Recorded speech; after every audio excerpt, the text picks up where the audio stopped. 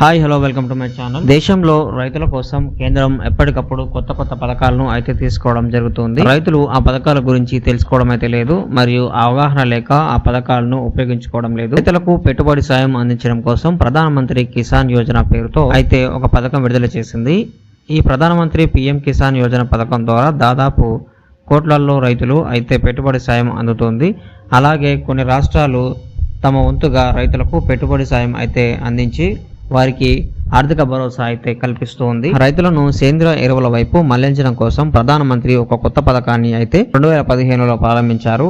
ఈ పథకం ద్వారా రైతులు సేంద్రియ ఎరువులు కొనడం కోసం 50,000 రూపాయలను అయితే పెట్టుబడి సాయంగా అందించడం జరుగుతోంది. ఈ పథకం గురించి ఎంతో మందికి అయితే తెలీదు. ఈ పథకం గురించి అయితే ఈ రోజు మనం తెలుసుకుందాం. మీరు గనక నా ఛానల్ కి కొత్తగా వచ్చినట్లయితే వెంటనే సబ్స్క్రైబ్ చేయండి. అలాగే ఈ వీడియోకి లైక్ చేయడం మాత్రం మర్చిపోకండి. ఇక వీడియోలోకి వెళ్ళినట్లయితే దేశంలోని రైతులు